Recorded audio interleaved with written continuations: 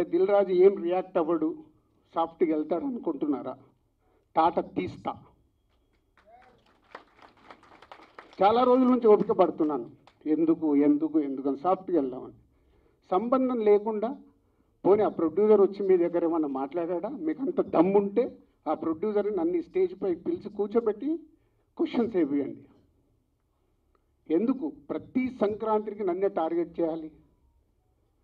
ఇంతమంది నన్ను అభిమానిస్తున్నారు కదా, ఇంత 95% నన్ను ఇష్టపడతారు, 5% ఇష్టపడతారా? అది ఇష్టపడరా వాళ్ళ ఇష్టం.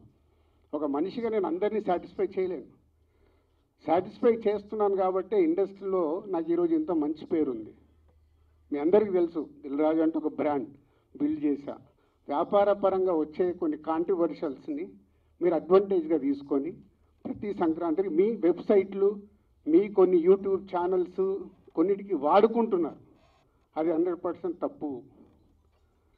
మొన్న జరిగిన ఈ సంక్రాంతి రిలీజ్ల గురించి ఛాంబర్లో మీటింగ్ పెట్టి ఛాంబర్ ద్వారా డీల్ చేసి రవితేజ గారిని కన్విన్స్ చేసి ఒక సినిమాని సంక్రాంతి నుంచి జరిపాం. అది ఎంత కష్టం అది మాకు తెలుసు.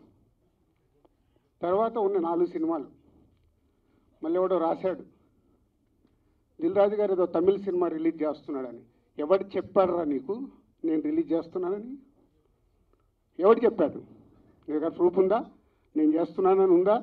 ఆ తమిళ సినిమాను కూడా రిలీజ్ పోస్ట్పోన్ చేయించింది నేను, తెలుగులో రిలీజ్ వద్దు అని.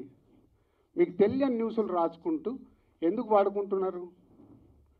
ఇందాక నేను అన్నాను కదా, తాట తీస్తాను. ఈజీగా తీసుకోవద్దు. నా పైన ఏదైనా రాస్తే, తప్పుడు రాతలు రాస్తే, మీకు తెలియకుండా కాంట్రవర్షియల్ చేస్తే ఈ రోజు నుంచి నేను ఊరుకోను. ఇన్ని రోజులు నడిచిపోయింది, అది గుర్తుపెట్టుకోండి. 4 సినిమాలు రిలీజ్ ఉన్నాయి. మహేష్ బాబు గారు, వెంకటేష్ గారు, నాగార్జున గారు, దాంతోపాటు హనుమాన్ సినిమాని నేను రిలీజు ఆపాలి అని చెప్పానని రాశారు. ప్రొడ్యూసర్ని, డైరెక్టర్ని నన్ను పిలిచి నేను సినిమా ఆపాలని అడిగానా? సినిమా 14వ తారీఖు రిలీజ్ చేసేయండి అని చెప్పాను.